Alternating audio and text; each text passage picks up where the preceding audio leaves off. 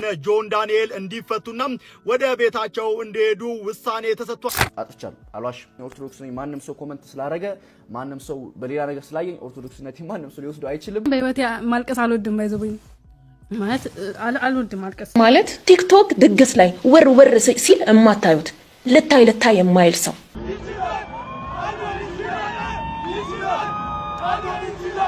ቶንኮሱ ድሮ ቆንጆ ነበርካ ነገሮች አይደብቁኝ። አረ ታስታውቃለህ ራሱ እንትን ነው ትንሽ ራሴን መደበቅ እፈልጋለሁ ውበቴ እንዳታወቅ። አረ ከዛ ብዙ ሰው ለትዳር ጠየቀኝ። አንተ ብዙ ሰው እሺ አንድ ቀን ስንቆጥር ወደ ብዙ ናቸው። ከዛ ይሄ ልጅ አሉ እሺ ይሄ ልጅ ሞዴል ነው አሉ። አረ እውነት ከዛ በቲቪ ቀረጹ። እሺ ሲቀርጡኝ በቃ በየሀገሩ ሰው በኔ ምክንያት አበደ። አረ አበዱ በአንተ ቆንጆና ምክንያት ሳብዱ። እንግዲህ እኔ የለበስኩት ልብስ ከኔ ብታዩ በቃ ተይው ሰው በቃ እኔ የለበስኩትን ልብስ መርጦ አረ እንደኔ ደግሞ ከነሱ አምሪ ምን ታረጋለህ? በቃ ይሄ ጸጉሬ ራሱ እንደዚህ እኔ ገዛው ጫማ ራሱ በቃ እኔ እንደገዛው በውድ መሸጥ ጀምራሉ ሱቆች ላይ። አንተ ከገዛክ በኋላ ለምጣሉ ወይኩ ከቁንጅና ከተነሳ ማለት ነው። እና እንትን ነው በቃ ታስታውቃለህ ግን እንዲህ ራስ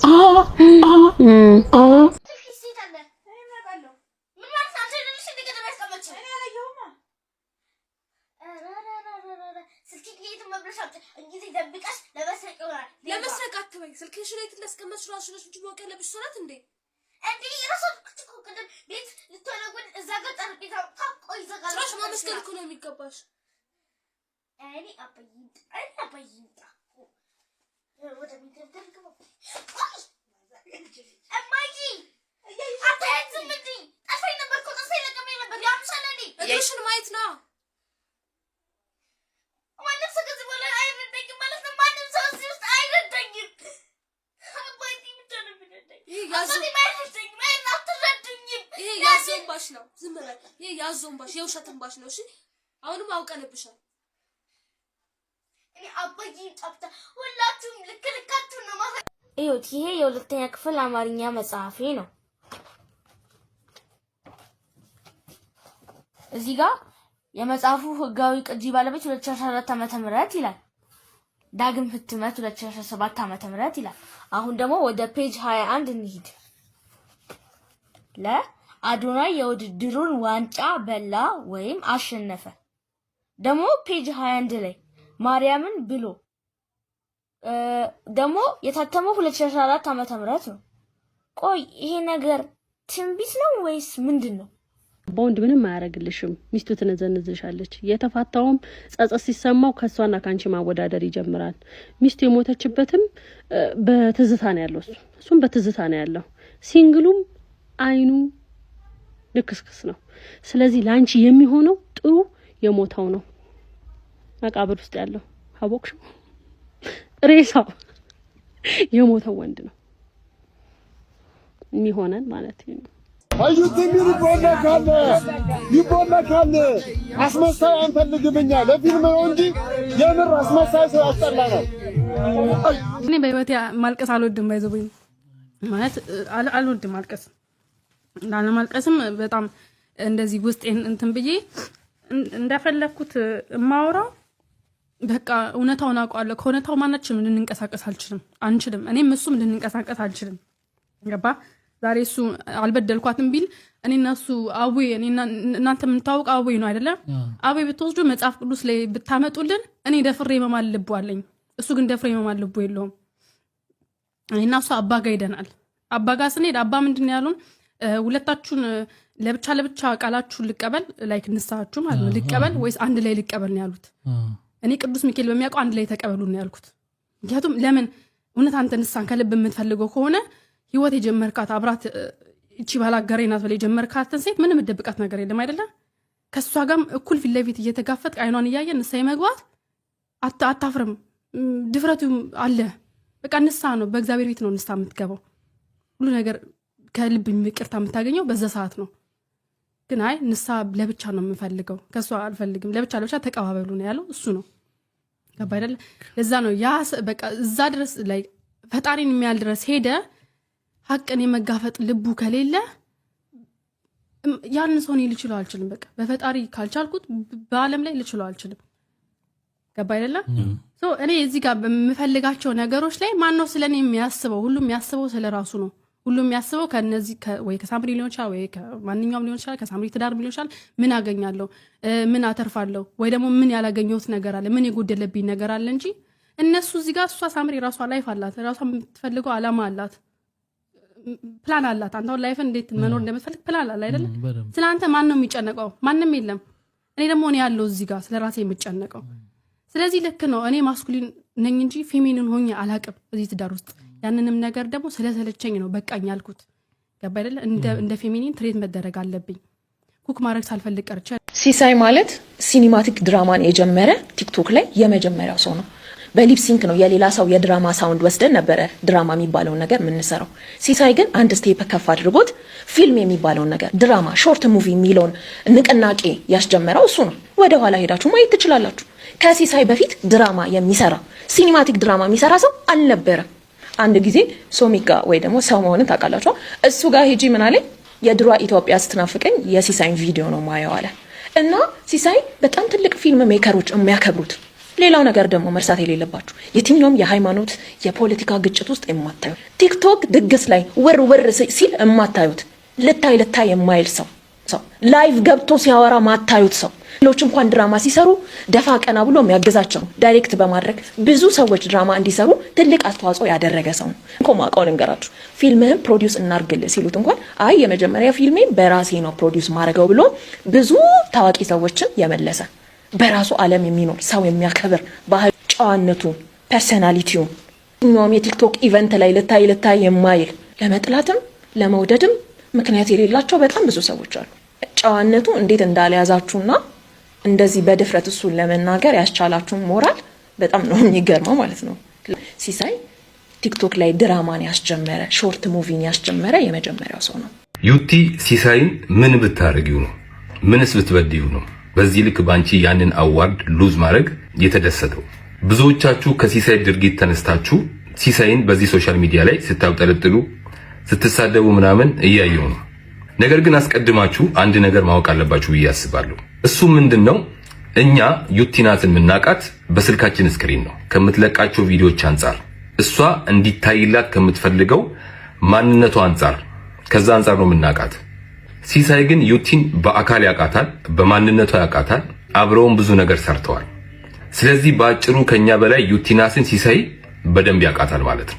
ሲሳይ ካሳየው ድርጊት አንፃር በዚህ ልክ ሪያክት ማድረጋችሁ እንዳለ ሆኖ ሲሳይና ዩቲ ደግሞ ካላቸው ጓደኝነትና ቀረቤታ አንፃር ምን ብታረገው ነው ብላችሁ ደግሞ ቆም ብላችሁ ማሰብ አለባችሁ። ምንም ብታረገውስ ምናምን እንዳትሉ። ምናልባት ከሱ ደግሞ እውነቱን ስንሰማ እሱ ካደረገው በላይ እሱ ያደረገችው ነገር ሊበልጥ ይችላል። እዚህ ሶሻል ሚዲያ ላይ ብዙ ጊዜ አይቻቃለሁ። የአንዱን ሳይድ አይተን ብቻ ከፈረድን በኋላ ቆይተን ደግሞ የሌላውን ስንሰማ ተከርብተን ወደ ሌላኛው የዞርንባቸውን አጋጣሚ ያስታውሳለሁ። ስለዚህ በስሜት በልጁ በኩል ያለውን እውነት ወይንም ተበደልኩ የሚለውን ነገር ሳናረጋግጥ ልጁ ላይ በዚህ ወይ ሪያክት ባናረግ ለማለት ፈልጌ ነው። ይሄንን ቪዲዮ አድርሱልኝ። አመሰግናለሁ። ሰላም ቲክቶክ እንዴት ናችሁ? የ2025 የቲክቶክ አዋርድ አለባበሴ በጣም ብዙ አነጋግሮ ነበር። ጥርት ያለ ነገር መናገር ፈልጋለሁ። በዚህ አጋጣሚ ወደ ሌላ ነገር ተወስዷል። ሶኒን የምታውቁኝ ሰዎች ዳንሰኛ ነኝ። ከ11 ዓመት ጀምሮ ዳንሰኛ ነበርኩ። ማይክል ጃክሰንን እያየውን አደግኩት። ክሪስ ብራውን በቃ ብዙ ዳንሰኞችን እያየውን አደግኩ። ከሁለት ዓመት በፊት ቲክቶክ ላይ ፒን አረጋዋለሁ። አሁን የፕሮፋይል ላይ ስገቡ ቀጥታ የመጀመሪያ ቪዲዮ ፒን አረግላችኋለሁ። የማይክል ጃክሰንን ልብስ ፖስት አድርጌ ነበረ። በቃ ከዚህ በኋላ ለራሴ አዋርድ ስቀርብ እንደ ማይክል ጃክሰን ነው መልበስ የምፈልገው የሚል ነበረ። እንደሱ ነበር ለመልበስ ሐሳቤ። ግን እኔ ያሰብኩትና ሰው የተቀበለው በጣም ግራ ተጋብቷል። ከፖስት ካረኩ በኋላ ልክ ኮሜንት ሳይ ነው በቃ አምሮዬ ወደ ሌላ ነገር ሄደው እንደዚህም ነገር አለ እንዴ ላይክ ማሰብ ጀመርኩ። እኔ ግራ ገብቶኝ ነበረ። ኦኬ እስቲ ምናምን ከዛ ደግሞ ቦርሳው መጣ። ደግሞ አልዋሻችሁም ቦርሳ ሐሳብ አልነበረም፣ ከዘራ ነበር ያሰብነው። ይሄ ዘመናዊ ከዘራ አለች እና ኬት አባታችን ናምጠው ምንም ልናመጣው አልቻለም። ከዛ ቦርሳው ደግሞ ክለች ባግ ይባላል። የወንድ ቦርሳ ነው አክቹሊ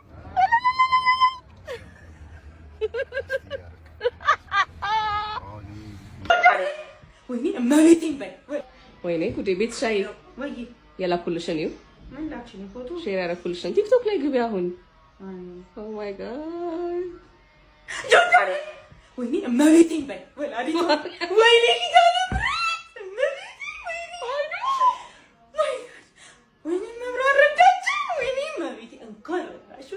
ሁሉም ናቸው ወይዜ ሁሉም ናቸው እንኳን ረዳቸው ወይኔ ታድለው እመቤቴ እንኳን ረዳቸው ደግሞ ኤክስፔክት እያደረኩ ነበር ማርያምን ወይ ደስ ብሎኛል ቃል የለኝም